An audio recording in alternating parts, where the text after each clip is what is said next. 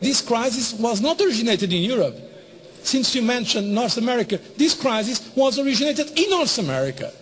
And many of our financial sector were contaminated by, how can I put it, unorthodox practice from some sectors of the financial market. Are we the ones really to blame for Europe's problems? Like this guy says, let's bring in Nigel Farage. He is leader of the UK Independence Party. It is a pleasure to talk to you, Nigel. We've been playing your clips for the past week or so, as have a lot of people. So what do you think of this claim that it's the fault of the United States, the problems that Europe has? Well, remember, this bloke's an idiot. I mean, a real, complete idiot. And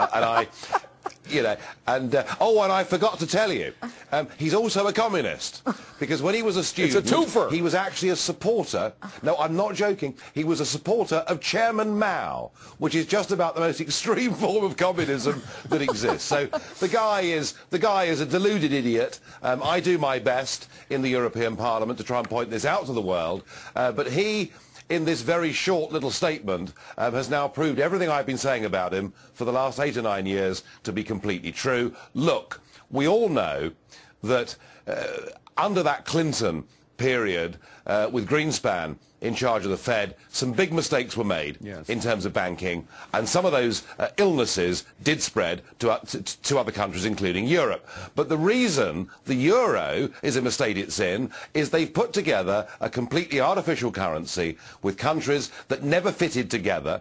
They've added on top of that a regulatory cost burden through excess regulation on the environment and employment legislation that is driving parts of Europe towards being a third world country. So, America, you are not to blame.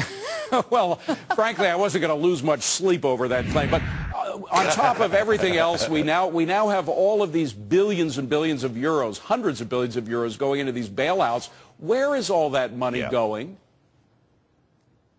Well, what it's doing effectively is it kind of goes straight through the governments and straight back to the banks from the member states who've given the money in the first place. And it's very odd. I mean, in the case of Spain, the only buyers of Spanish bonds are Spanish banks. And so the European Commission and European Central Bank give money to Spanish banks to buy Spanish government debt. I mean, listen, the whole thing's a giant Ponzi scheme, isn't it? It's the same money that's circulating round and round and round, and at the end of the day, this whole thing is going bust. Well, it's a Ponzi scheme, but instead of private investors being the victims, it's taxpayers, because taxpayers are footing the bill for these bailouts, which, as you say, only bail out the bondholders, which are the banks. So once again, it's the middle-class taxpayer that's bailing out the millionaires, correct? Yes, it is, and that's why we're seeing the beginnings of a real democratic revolution taking place across the north of Europe. Just 18 months ago in Finland, a very conservative country in every way, a very new political party headed up by a friend of mine nearly won the general election. We're seeing in the Netherlands, with elections coming up in September, over 50% of the parties there in the polls actually want to get out of the European Union, not just the Eurozone.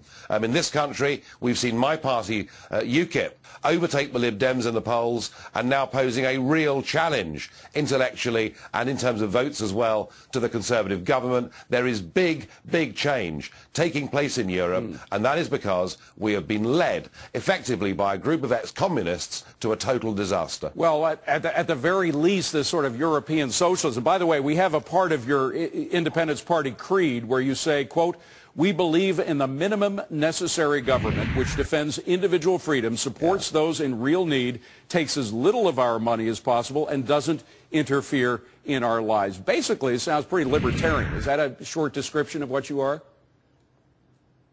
Completely and utterly. In fact, when I finish this interview, I'll go away and I'll drink a toast to that, because, that's what we're after. And listen, all the evidence is, I mean, what we saw over here in our time zone over the course of the last 50 years was something called the Soviet Union, that believed in central management, that believed parliamentary democracy didn't matter, that believed well-educated bureaucrats knew better than we, the poor peasants, how best our lives should be led.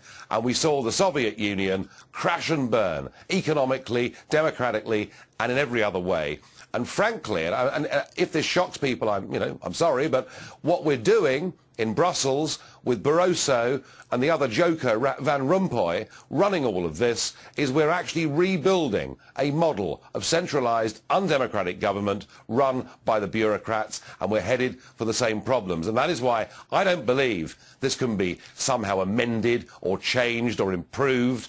I believe we've got to break this whole thing up and get back to a Europe of democratic sovereign nation-states that trade, not just with each other, but perhaps start focusing again on the fact we're living in a global economy. Now, Nigel, as you well know, 2010, we had a sea change in our political system, a dramatic change in power, due largely to the influence of people who had ideals similar to those that I just mentioned as your creed. When do you think you guys are actually going to take the electoral lead and win some of these elections? Listen, it doesn't happen overnight. It takes time. This is more a question, I think, of evolution than revolution, certainly in the north of Europe. But I think the Dutch elections in September will be very significant indeed. I think that the Netherlands have traditionally been a very pro-EU and pro-Euro country.